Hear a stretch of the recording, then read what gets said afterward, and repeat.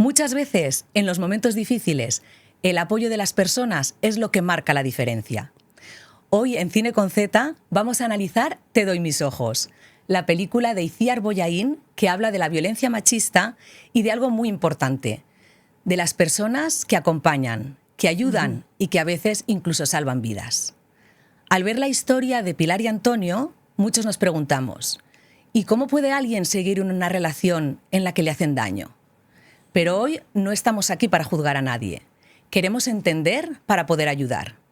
Y para comprender mejor qué ocurre cuando una persona siente que no tiene salida, hoy nos acompaña alguien que lleva años trabajando con víctimas de violencia vicaria y de violencia de género. La psicóloga Selfa González Gomar. Hola, Selfa, bienvenida. Muchas gracias, Patri. Bueno, antes de empezar a analizar la película, me gustaría que nos explicaras, por favor, qué tipos de violencia se pueden dar en una pareja y cómo has llegado tú a especializarte en este tema. Bueno, pues en las relaciones de pareja pueden ocurrir muchos tipos de violencia, que puede ser la psicológica, que consiste en devaluar, demeritar, descalificar, desaprobar, culpar a la otra persona. Principalmente se presenta del hombre hacia la mujer, aunque también esta violencia se puede dar en parejas del mismo sexo. O sea, también puede ocurrir en parejas homosexuales o lesbianas, ¿no? Y está la violencia sexual, que muchas veces está normalizada dentro de la pareja. Es como tener contacto sexual sin el consentimiento de la otra persona, o un consentimiento un poco bajo circunstancias donde la otra persona termina cediendo o accediendo cuando no está realmente convencida, pero como es la pareja, pues cede. También ocurren violaciones dentro de las relaciones de pareja y están súper invisibilizadas, ¿no? Está la violencia física, empujones, jalones y demás. Está la violencia económica o patrimonial, que es cuando él gana más dinero que ella y entonces tiene como el control del dinero, ejerce a través del dinero un control, ¿no? O cree que porque su pareja no está produciendo lo mismo que él por estar en la casa o cuidando de los hijos, entonces no le corresponde lo mismo o no le corresponde ese dinero porque es quien está saliendo a trabajar, a producir. Y bueno, todos estos tipos de violencias son estructurales. También está la violencia vicaria, que es la violencia que se ejerce a través de los hijos contra la mujer, manipulando a los hijos, hablándole mal a la mamá de los hijos, ejerciendo alienación psicológica sobre los hijos para que los hijos tengan rechazo hacia la madre, descalificaciones a la madre, y en casos peores, pues quitarle a los hijos y, bueno, están... Hay algo que a mí me sirve mucho como para explicar la violencia, que usamos mucho en México, porque yo soy de México, que es el violentómetro. El violentómetro es como una especie de termómetro donde vamos viendo la violencia por niveles. Obviamente, entre más grave sea la violencia, pues se pone de color rojo, ¿no? La peor de las violencias es el feminicidio, que es pues acabar con la vida de la mujer. Pero antes del feminicidio, pues hay violencias como el control, la amenaza, los celos. O sea, realmente empiezan con las violencias psicológicas. Se pueden empezar por violencias, pero normalmente no arrancan por las violencias más fuertes, ¿no? Se arranca por violencias pequeñitas y de ahí se va escalando hasta llegar a violencias mucho más graves y más fuertes, ¿no? Como la violencia física, la sexual, el feminicidio, que es la más grave. Pues si te parece, para que entremos en todas estas violencias, vamos a empezar por ver las que se ven más en la película.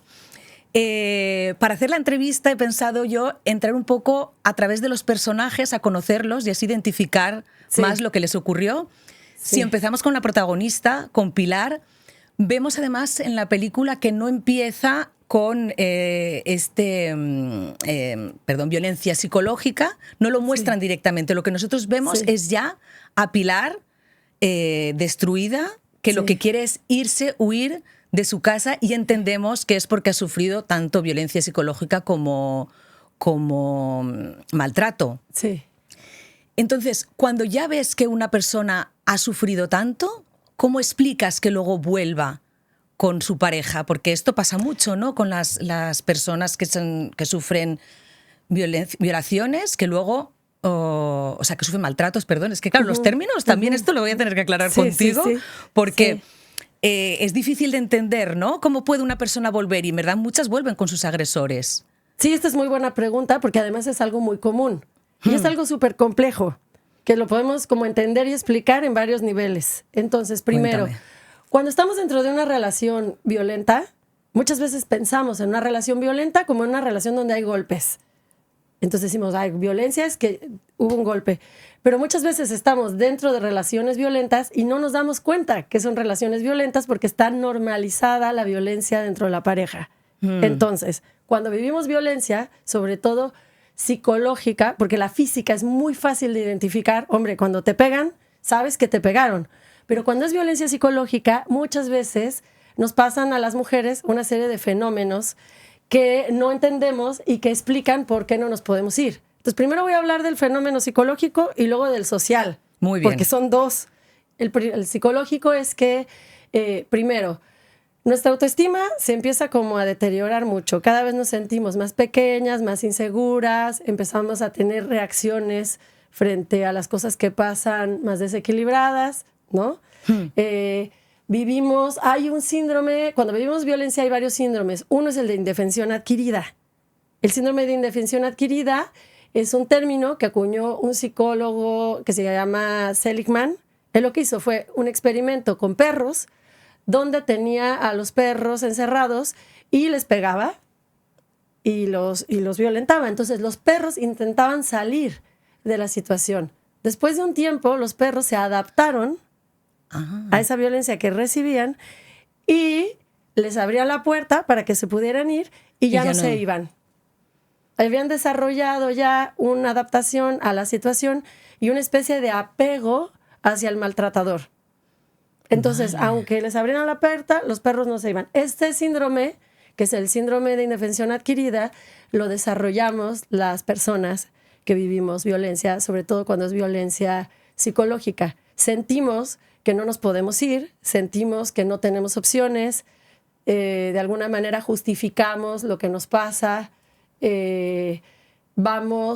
como vivimos muchas veces control de parte de la pareja, de evaluación, vivimos descalificaciones, un tipo de violencia psicológica que se llama gaslighting, que en español es, o en castellano es luz de gas, es que como todo el tiempo la otra persona nos hace dudar de lo que está pasando y de lo que estamos sintiendo, empezamos a dudar de nuestra propia percepción. Entonces no nos vamos porque todo ese fenómeno que nos ocurre nos hace muy difícil pensar que podemos tener una vida fuera de ahí.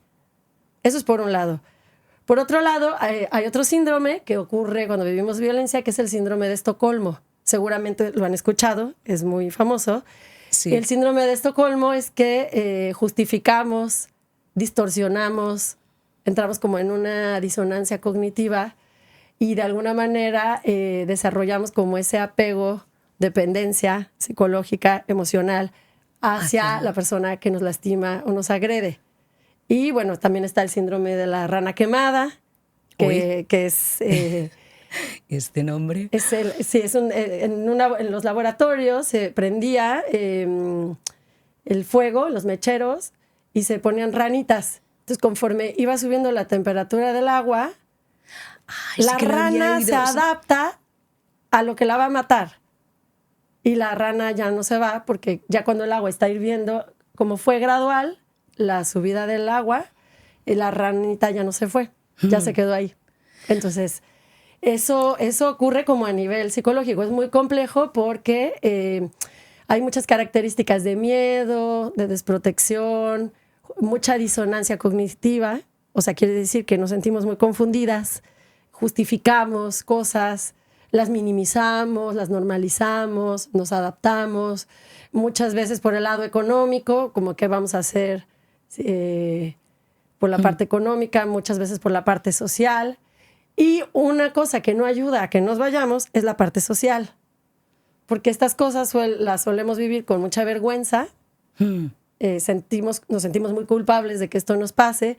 Se nos culpa a las mujeres de elegir este tipo de parejas, como que elegimos mal.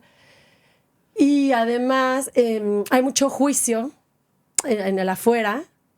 Nos sentimos muy responsables y no ayuda tampoco la parte del sistema, que es machista patriarcal, que no nos ayuda mucho a poder dejar. Súmale las creencias culturales. Sí. La familia es primero, ya te casaste para toda la vida, ya tienes hijos, ¿cómo vas a dejar a tus hijos sin padre? Etcétera. Que eso lo vemos también en la película con la figura de la madre. Pero claro, a mí lo que me extraña es que en el caso de Pilar, tú ya imaginas todo esto, tú ya imaginas lo difícil que ha sido para ella dar el paso, porque Sí. la ves como sale de casa de madrugada con su hijo, que se va a vivir con la hermana, y aún así, cuando ya ha dado todo el paso, ya ha hecho lo más complicado, vuelve con Antonio. Es que ahí te va otra cosa que no he dicho y es súper importante. La violencia tiene un ciclo. Es cíclica. Entonces, lo que ocurre es que cuando se presenta la violencia, la mujer puede decir, ya estuvo, ya hasta aquí, como el caso de Pilar. Ahora no aguanto más. Pero luego viene él y entonces dice, voy a cambiar, las cosas van a ser diferentes. Le ofrece, voy a terapia, vamos a reconciliarnos, todo va a cambiar. Entonces, las promesas, ¿no? Vienen las promesas, viene un cambio momentáneo que hace que la persona regrese y que sienta que las cosas van a ser distintas. Y entonces se queda. O sea que esto en lo que reflejan en la película realmente es muy común. Claro. Luego se va activando esa dinámica, empieza a surgir otra vez la tensión, explota la violencia, que puede ser de diferentes formas, de diferentes tipos, y otra vez viene el desgaste y te digo que puede ser cíclica. Muchas de las parejas que viven violencia viven en el ciclo de la violencia y a veces ese ciclo puede activarse en meses, pero a veces en años. Por eso es muy difícil.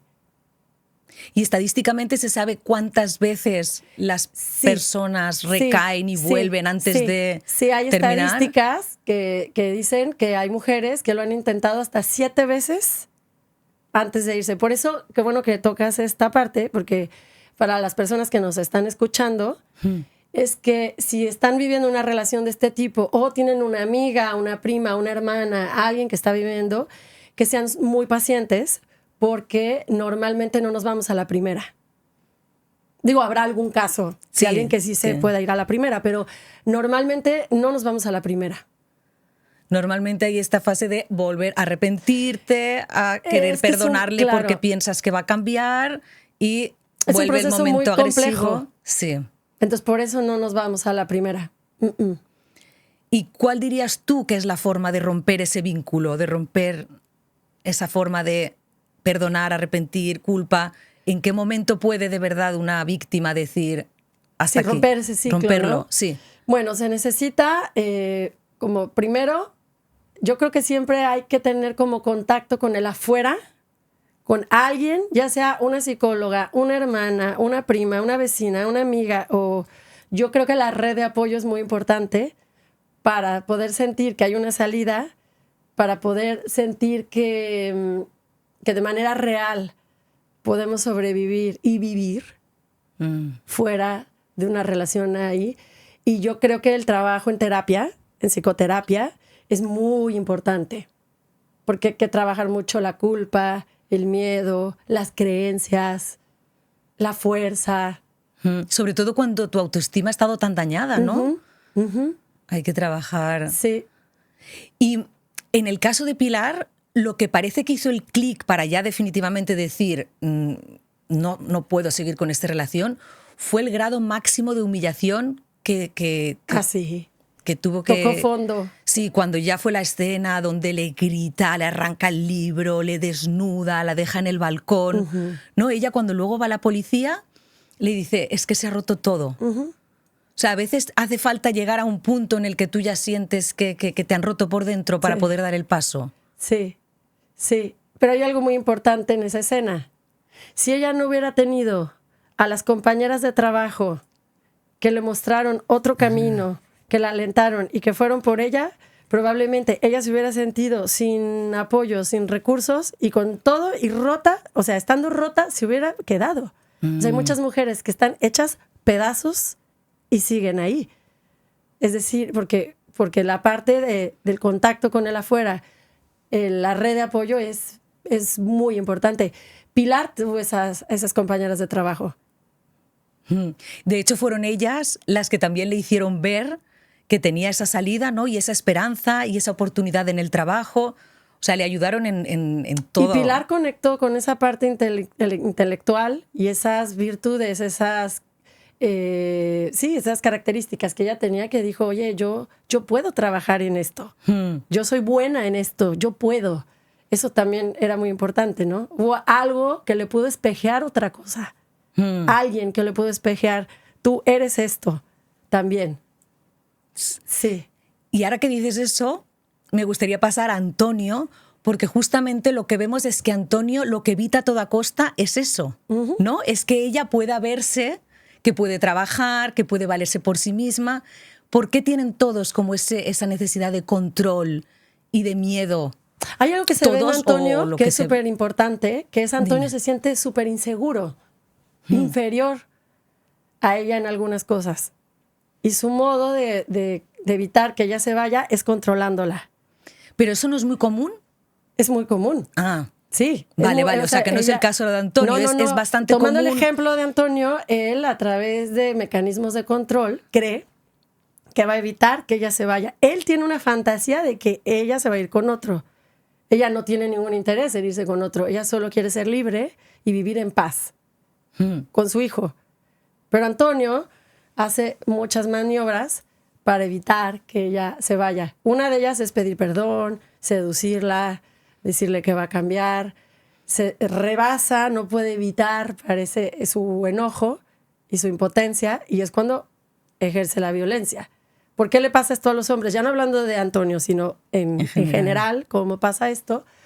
Así como hace rato hablé de las mujeres y de lo que nos pasa, es un tema súper interesante y complejo, porque a los hombres se les cría, se les enseña desde muy chiquitos que deben ser, para ser hombres, deben ser de cierta manera.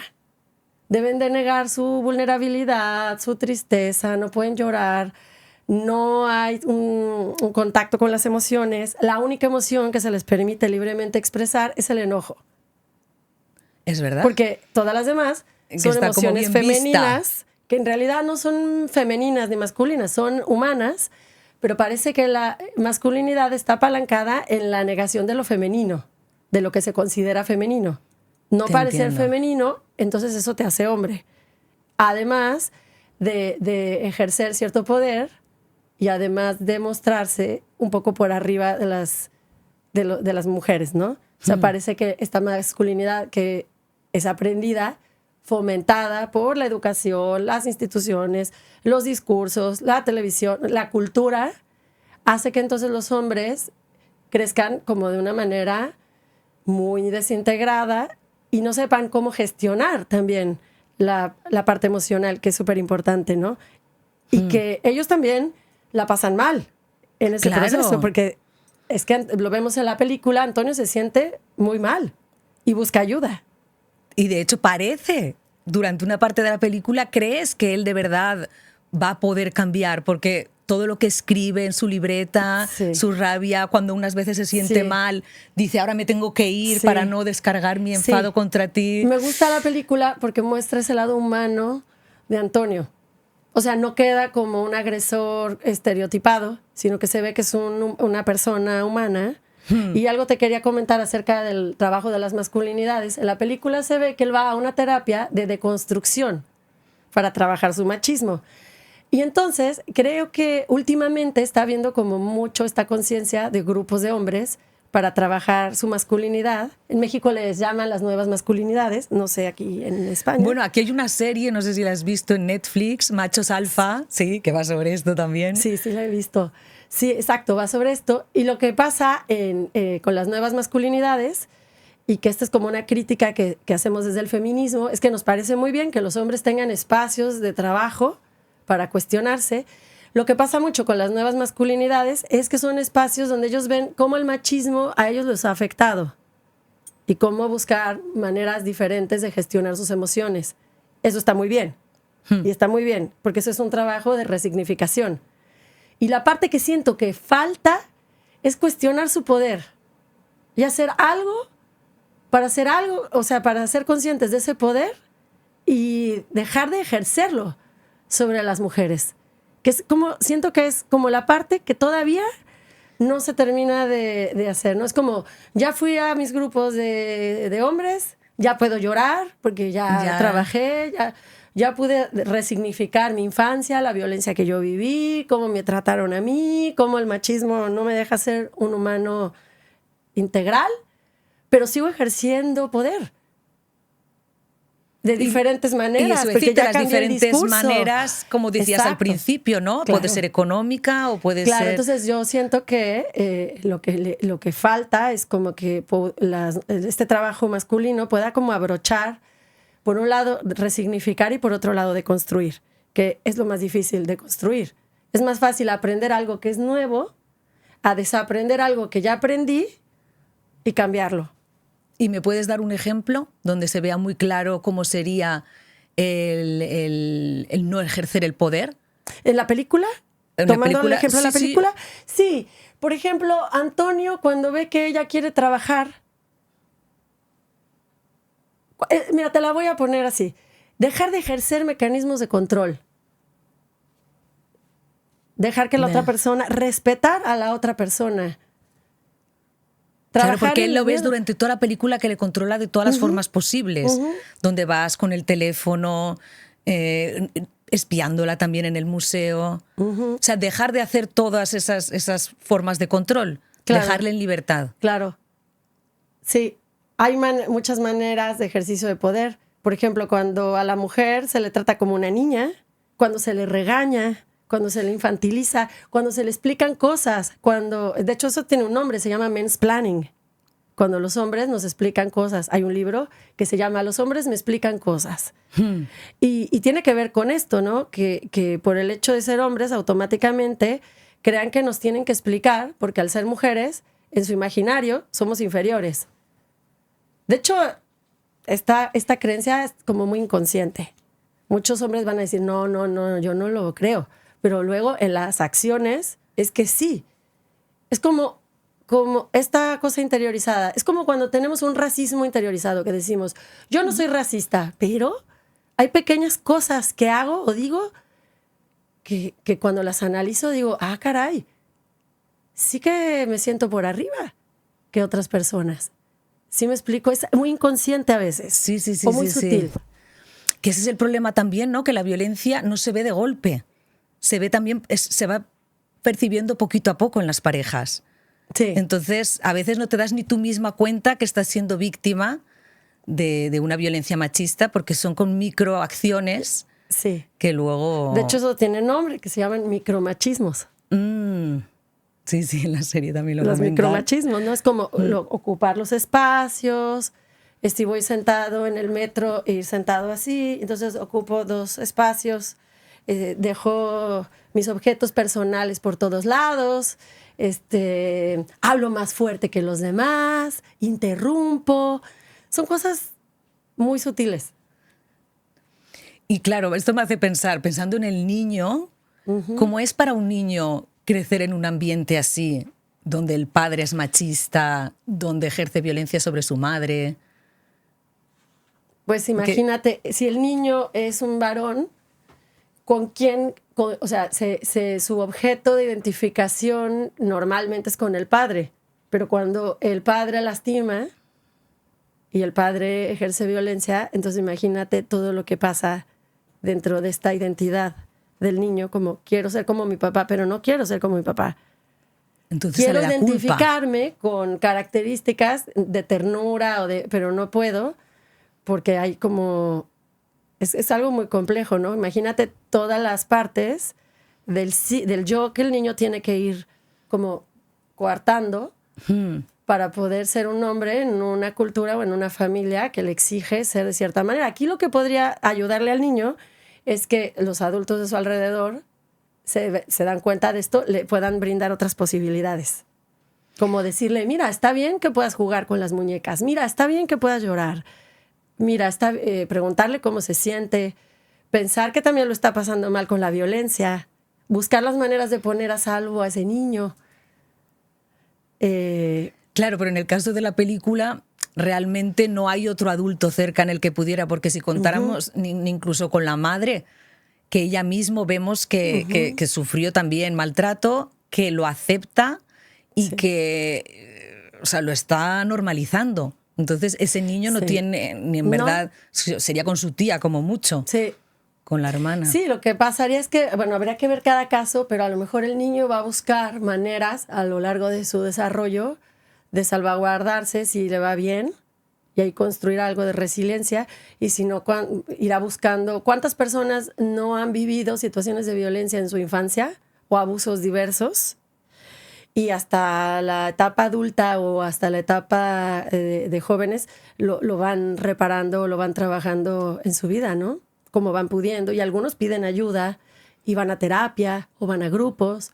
O sea, yo pienso que llega un momento en que si los adultos no se pudieron hacer cargo, ya nos toca a nosotros buscar. Cuando somos adultos. Sí, quienes tuvieron suerte de tener algún adulto consciente en esa etapa que nos echó la mano, que nos ayudó, pues a veces había una tía por ahí o la abuela o alguien que era consciente y ayudaba, pero a veces no teníamos eso.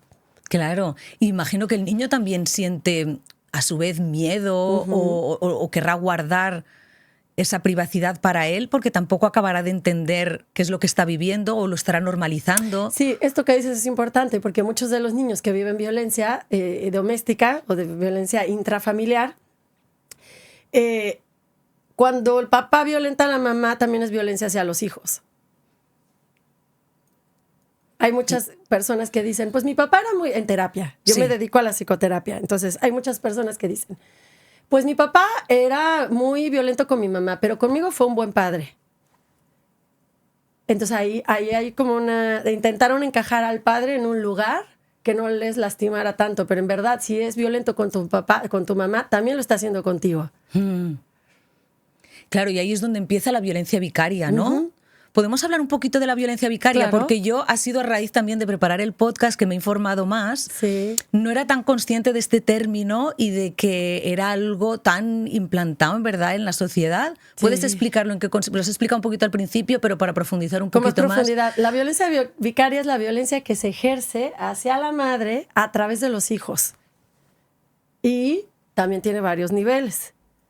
Que puede ser desde criticar a la mamá, desde descalificar a la mamá, hablar mal de la mamá, demeritar a la mamá, premiar acciones que los hijos tengan de desprecio hacia la mamá, lograr que los hijos tengan opiniones negativas o devaluadoras o devaluantes hacia la mamá, que los hijos, ocurre mucho en parejas que se están separando, por ejemplo, que los hijos elijan venirse con el padre y no con la madre, comprar a los niños o a los chicos o adolescentes con regalos, ropa, viajes, dinero. Castigarlos emocionalmente por elegir estar con la mamá o con la familia de su mamá. Hablar mal de la familia de su mamá, sus hermanas, sus abuelas, sus tías, su abuela, sus tías. Todo eso es violencia vicaria. Claro. Y también quitar a los hijos para que no vivan con la mamá, lograr que no convivan con la mamá.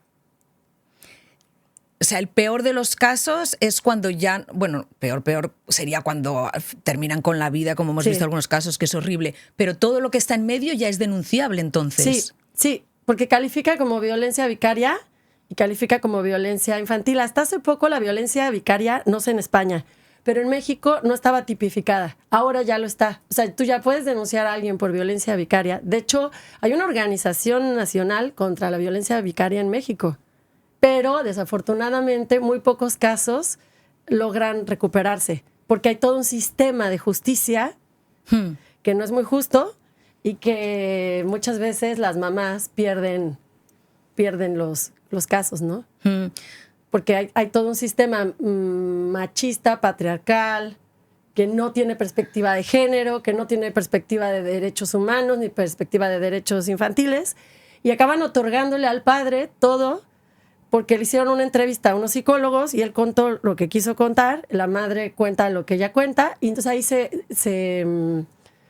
pueden tomar como decisiones muy injustas. Pero fíjate, ahora lo estás contando y a lo mejor hay gente que nos está oyendo y se puede creer que esto ocurre más en México porque la sociedad aparentemente es más machista en México que en España, y para nada. Además, recientemente en los cines tenemos la película Love Me Tender, que es francesa, es una historia que ocurrió en Francia, y va de esto, de una mujer que sufrió desde el primer momento que le dijo a su marido que quería separarse. Y ella, bueno, después tiene relaciones con mujeres y entonces él eso lo toma muy mal. Y desde ese primer momento que él supo que ella empezó a estar con mujeres, él empezó a hablarle mal a su hijo de su madre. Y luego cuando le tocaba la visita no lo llevaba. Y luego el niño ya directamente no quería ir con su madre porque estaba con toda la cosa en la cabeza de lo que le había dicho el padre. De hecho, esto que acabas de decir es súper importante. Yo estoy segura que pasa en España con una frecuencia, es que cuando muchas mujeres se quieren separar de la pareja porque ya no pueden más, porque no es una relación sana, porque viven violencia o porque ya no pueden más, la amenaza muchas veces de ellos es: te voy a quitar a los niños, te voy a quitar a los hijos o hijas. Es una amenaza muy frecuente. Y yo creo que aquí en España también pasa mucho. Claro, a veces nada más es la amenaza y a veces sí lo consiguen. Entonces, eso hace que muchas mujeres se frenen en el proceso de divorcio. No quiero que me quiten a mis hijos. Y otra vez control, y otra vez el poder. Y otra vez. Lo que pasa es que, claro, yo, por ejemplo, conozco un caso en Francia que es al revés, que es ella la que habla muy mal del padre, la que mete malas ideas, la que intenta que los vea menos, la que ha intentado incluso llevarle a juicio también. En esos casos no es violencia vicaria. El término no es el mismo pero legalmente. Es violencia infantil. Bueno, o sea, si el padre al final se puede denunciar también. Claro. Lo que pasa es que el proceso a lo mejor es más lento. En teoría, la violencia vicaria lo que se ha hecho es para poder acelerar el proceso. Claro, entiendo. El término violencia vicaria tiene que ver con cuando es violencia de género aplicada a través de, o sea, contra la madre a través de los hijos. Esa es la violencia vicaria. Ahora, lo que tendríamos que hacer, tanto hombres como mujeres, es ser suficientemente conscientes de que en un proceso de divorcio, de separación o de una mala relación de pareja, es como cuidar a los hijos e hijas, no violentándolos en el proceso, que muchas veces ocurre que se usan como motín de guerra. Totalmente. O como decimos en México, ¿no? Se agarran a hijazos. ¿Y cómo se podría concienciar a los padres de que realmente eso es tan importante? ¿Sabes? Es que a mí me cuesta creer, pero lo veo que muchas parejas cuando se divorcian no anteponen el bienestar de sus hijos. Es como que de decirlo, sí, no, yo lo que quiero es lo mejor para mis hijos. Pero luego no estás soportando que tu ex ya se haya juntado con otra persona o no estás soportando. Y al final atacas a través de tus hijos. Lo hacen, o sea, no muchísimo, pero bueno, es más de lo que podríamos imaginar. Sí, porque es como el recurso que te queda, ¿no? A través de los hijos o a través del dinero, ¿no? Que es lo último que te queda para controlar. Si fuéramos conscientes de lo que generamos en ellos, con lo que decimos y con lo que ven, escuchan y sienten, ¿no? Muchas veces, muchas personas lo que hacen es repetir su historia, porque muchos vienen de historias similares con sus padres. Entonces, es como repetimos lo que olvidamos muchas veces. Entonces, cuando ya nos damos cuenta, es como, ¿qué estoy haciendo? Entonces, yo lo que les recomiendo directamente es, si estás en una situación así, pide ayuda. Pide ayuda con una persona profesional que te pueda ayudar y pueda ayudar a tus hijos. Debe de haber un montón de programas de ayuda para esto, que incluso podrían ser gratuitos o de bajo costo, ¿no? Porque a veces la cosa es, no tengo dinero para pagar una terapia privada. Me queda claro que la terapia privada pues puede ser un lujo, un privilegio muchas veces. Pero debe de haber muchos servicios de atención comunitaria o de grupos de apoyo, de grupos de psicoterapia infantil para que nos puedan orientar y guiar en esto de bajo costo, ¿no? Y luego las personas que estamos cerca, ¿cómo podemos también sí. hacerles entender, ¿sabes? Cuando están tan ofuscados en esa discusión, en ese divorcio, en ese... de decir el mensaje de que es mejor para tus hijos. Sí. ¿Sabes? Yo Sí. no sé, me encantaría transmitir este mensaje a esta persona en concreto en la que estoy pensando. Y yo veo que ella se ha quedado demasiado anclada en todo lo que le hizo daño de su exmarido, pero cuando eran pareja. Porque una vez ya han roto, realmente esta persona no le ha hecho nada.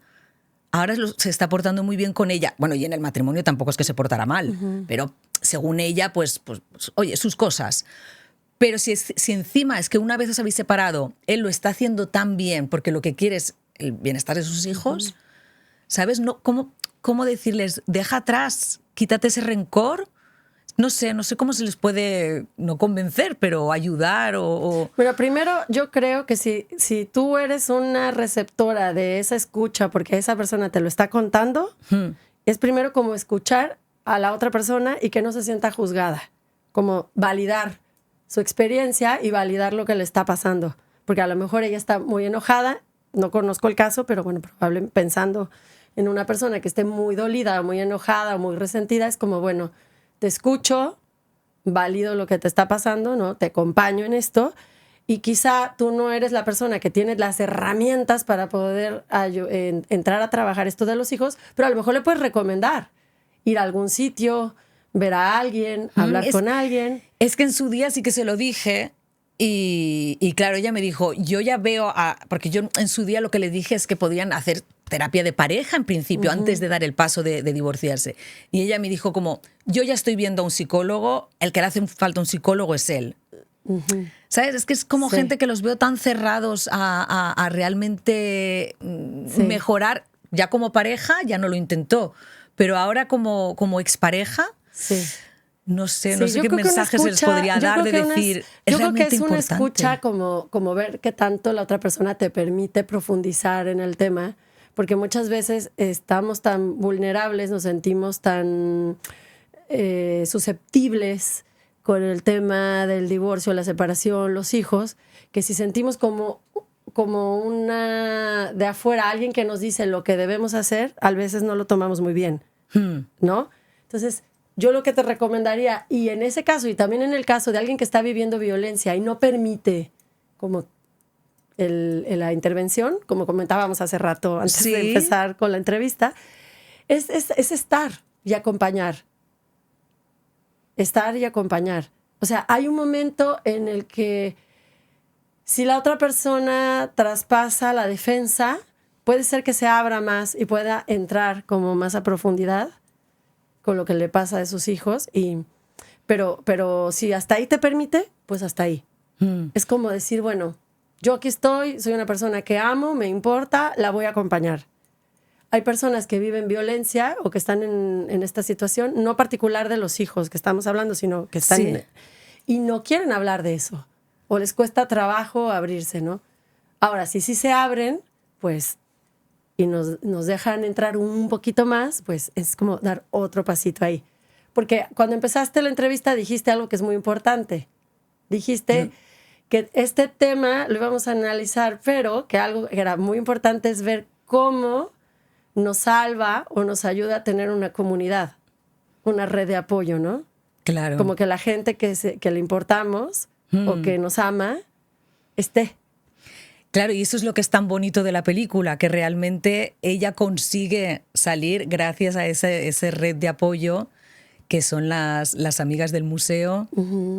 Y a mí me gusta mucho porque vemos los dos lados. Vemos por un lado la hermana que está intentando ayudarle, pero que le presiona en un momento dado. Cuando ve que ella vuelve con Antonio, no lo acepta. Y entonces eso lo que provoca es que se separen. En cambio, las amigas del museo, como no están tan implicadas emocionalmente como la hermana, son capaces de hacer como has dicho tú, ¿no? Te presto mi ayuda, estoy aquí, te voy dando ideas, te voy apoyando. Entonces, de cara a los que nos están escuchando, el consejo que les daríamos, ¿qué sería? Que apoyemos, pero sin presionar, ¿no? Entiendo. Así. A veces nos gustaría que la otra persona fuera a otro ritmo. Exacto. Pero no puede, O a veces nos gustaría que tomara otras decisiones o se diera cuenta. Exacto. Y es su proceso, no el nuestro. O tal vez nosotros que lo vemos desde afuera, es que siempre que vemos una situación es más fácil verla desde afuera. Y sí, que cuando la estamos viviendo nos cuesta Salir de ahí. muchísimo trabajo, cuando estamos viviendo algo, poderlo entender, ver, tomar acciones, movernos. Quien lo vive siempre es mucho más complejo. Y los que estamos afuera casi siempre lo podemos ver clarito. Y la otra persona que está dentro lleva todo un proceso que nosotros, que no lo estamos viviendo, quisiéramos que lo viera que como... lo reaccionara de otro modo. Y no es así. Entonces también es un poco entender eso, ¿no? Como la presencia, el acompañamiento, y eso implica como mucho respeto y mucho respeto al proceso de la otra o del otro. Y al ritmo.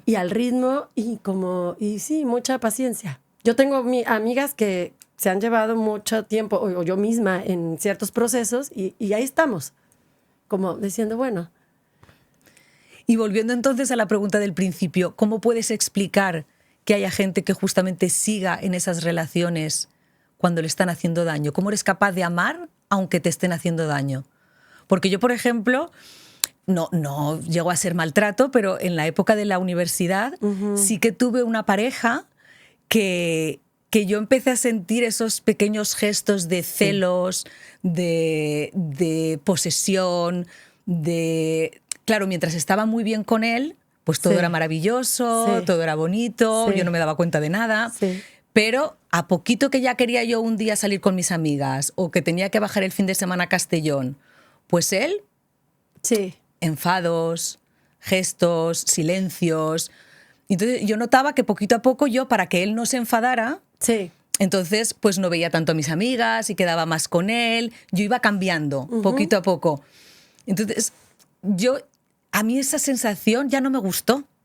O sea, a mí sentirme que yo iba cambiando por esta persona para que no se enfadara, para que no... Y al final fue eso lo que hizo que yo dejara la relación. Claro. Quiero decir, ¿cómo no...? Que es como una falta de autoestima o de quererte más para realmente darte cuenta que esa persona no es buena para ti. Yo creo que la autoestima solamente es uno de los ingredientes, ¿no? Porque la explicación más fácil está ahí porque tiene baja autoestima. Y no. Y esa es una explicación muy, muy sencilla y muy corta y muy fácil. Estamos ahí porque, fíjate, desde que tenemos uso de razón, desde que somos niñas, vimos las películas de los cuentos de Disney, de las princesas, ¿no? Estamos bañadísimas con todo el tema del amor romántico desde que tenemos 1 año, ¿no? O sea, crecimos con esa idea de que lo que nos va a dar un valor como mujeres es tener un hombre a nuestro lado. Más si nos casamos, más si tenemos hijos, etcétera, etcétera. Entonces, ya estamos con una interiorización de una serie de valores que son en torno a lo que debemos elegir y cómo lo tenemos que elegir. Y que el pavor es estar solas y no tener una pareja y ser solteras y demás, ¿no? Imagínate. Luego agrégale, si la relación tiene ingredientes de violencia, se genera como esta dependencia emocional, la indefensión adquirida, todo lo que dijimos antes. Luego agrégale que tenemos disonancia cognitiva y estamos súper confundidas con todo eso que pasa, ¿no? Sí. Porque empezamos a decir, bueno, no es para tanto, bueno, sí, me quiere, bueno, lo justificamos, lo minimizamos.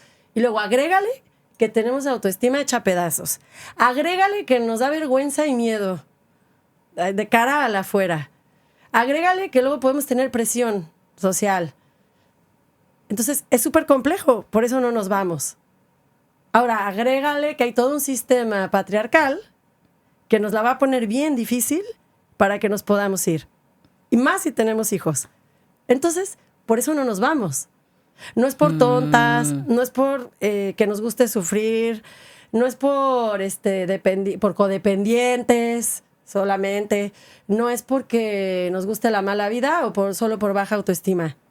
De hecho, muchas personas que intentan trabajar con esto dan talleres de autoestima. Sí, está muy bien, pero el taller de autoestima no te va a solucionar esta complejidad. Por eso digo que hay que trabajar todo un proceso donde tú vayas reconociendo la violencia, reconociendo quién eres tú, recordando quién eres, viendo trabajar mucho en tu empoderamiento. Empoderamiento no como lo entendemos desde el capitalismo, sino como de veras conectar con tu fuerza interna y poder hacer lazos con las personas que realmente te aman. No te van a juzgar y van a estar. Y entonces allí es donde puede, y es un proceso. O sea, no va a suceder en una semana. Entonces, por eso no nos vamos y por eso es tan complejo. Pero eso ya en las personas que ya están metidas en ese proceso. Pero si pensamos en los jóvenes que nos pueden escuchar. Eso me encanta. Claro. Sí. ¿Qué pequeños signos pueden empezar a ver ya al principio de esas relaciones, como este que comentaba yo ahora? Para los adolescentes y adolescentes, me encanta tu pregunta, porque aparte yo también tengo hijos de estas edades. Yo creo que hay que hablar mucho de estos temas. Hay que generar que ellos reflexionen y preguntarles ellos qué piensan al respecto y ellos cómo lo ven. Sí hay que hablar de todo esto que pasa en las relaciones. Yo le apuesto mucho como a la prevención, a la psicoeducación y preguntarles, ¿tú qué piensas? ¿Tú qué sientes? ¿Tú cómo lo ves? No que seamos los adultos quienes aleccionamos, que a veces nos da por eso, sino que escucharles. ¿Tú qué piensas del machismo? ¿Para ti qué es el machismo? ¿Para ti qué es la violencia de género? ¿Por qué existe la violencia de género? ¿Cómo te gustaría con una novia o novio? No importa que seas gay o... No importa, con una persona con la que compartas un vínculo afectivo, hablar de consentimiento, hablar de buen trato, hablar de tus límites, hablar de... es que a mí me encanta porque siento que la esperanza está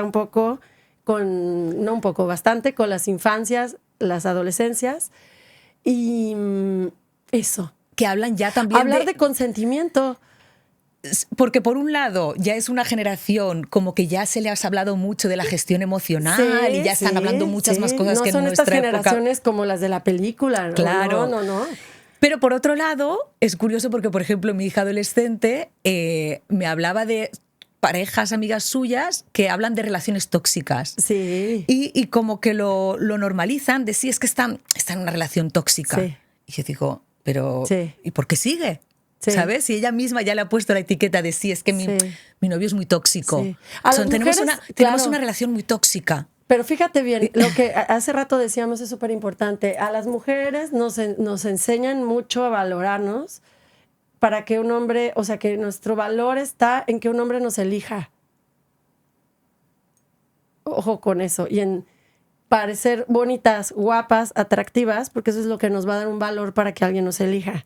Entonces, pensando en redes sociales y en todas las influencers que ven, es como maquíllate, arréglate. Entonces, la chica se engancha con un chico, el chico hace y deshace como quiere, ella sufre, y es el pavor a que me dejen, ¿no?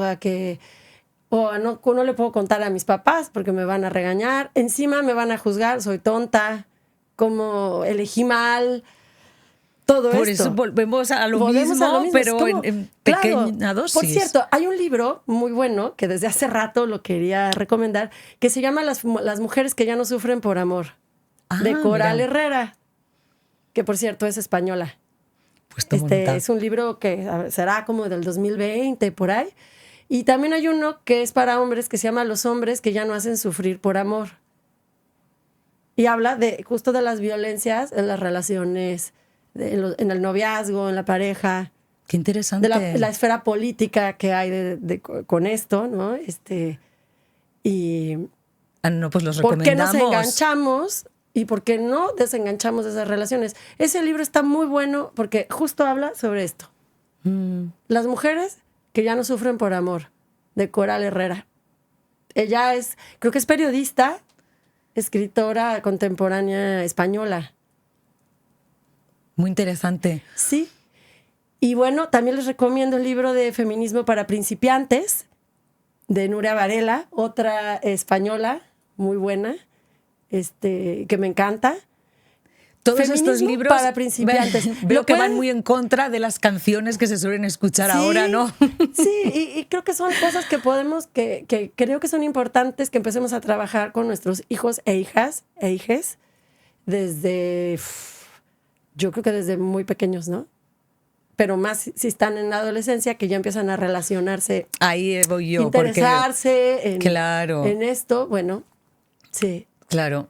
Pues ya para terminar, entonces, si tuviéramos que darle un consejo a los padres y decir, para crear vínculos sanos con las relaciones, Sí. vuestros hijos, ¿qué consejos le puedo dar yo directamente como padre a mi hija, hijo, que veo que está empezando en una relación? Yo les diría que se den la oportunidad como de abrir el tema, preguntar, escuchar acerca de estos temas con sus hijos y de recordarles a las niñas, a las chicas, que su valor no está en su cuerpo, que su valor no está en su físico, que trabajen mucho, mucho, mucho como quiénes son ellas, que se conozcan mucho, que las validen mucho a las niñas, no solo por cuestiones físicas.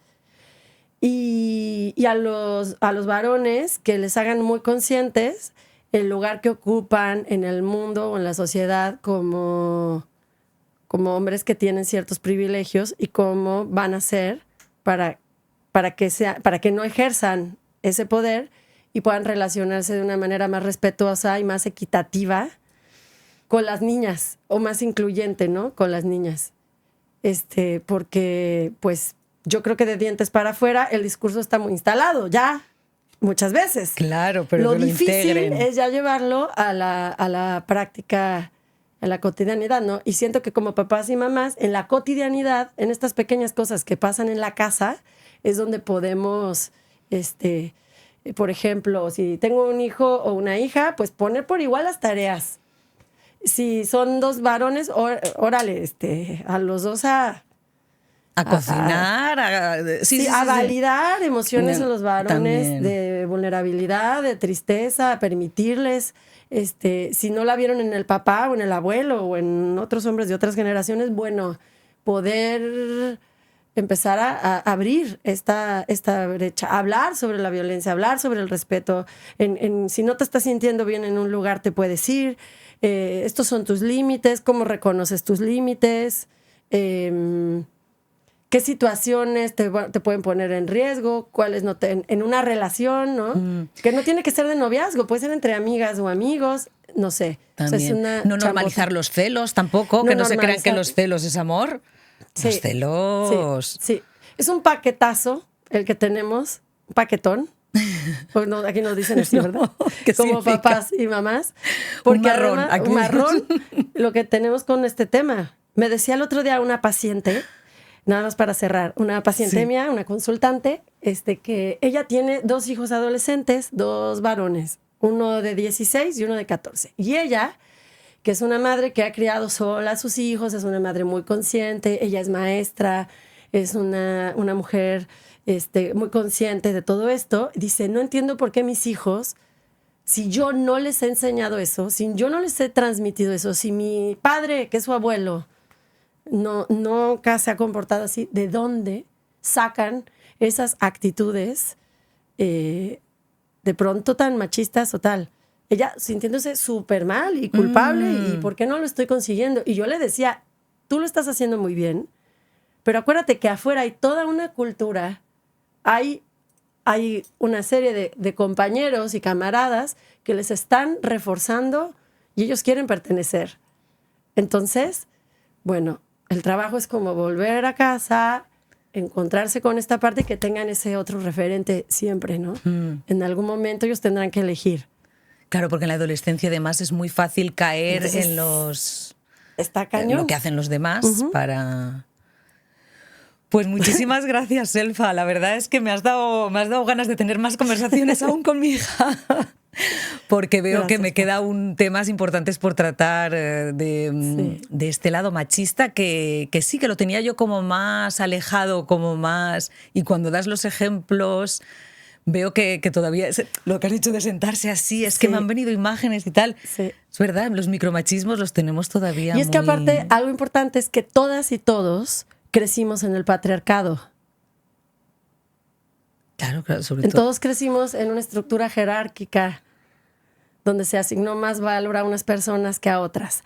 Todos. México, España y en todos lados. Entonces, como quitar eso, de liberarnos de eso, nos lleva mucho trabajo. Generaciones. Pero yo creo que hay que seguirle, ¿no? O sea, no hay que rendirnos. Sí, y Porque tengamos fe. algo hemos avanzado. Hombre, algo se ha hombre. avanzado y- Si hemos avanzado, lo que hemos Claro. avanzado estos últimos 100 años, los próximos 100, ya está. Ya Tú está. acuérdate que nuestras abuelas no podían votar. No. Entonces- Bueno, y sí, no podían votar y mi madre no podía tampoco ir al banco y hacerse una cuenta corriente. Mi madre. O sea, exacto. Que esto está más cerca aún. No, no, no. Hemos mejorado muchísimo, pero es verdad que Pero hay falta. otras cosas ahí que sí, que son más sutiles. Y en esto que hemos hablado del poder y sí, el control, que lo tenemos que tener en cuenta.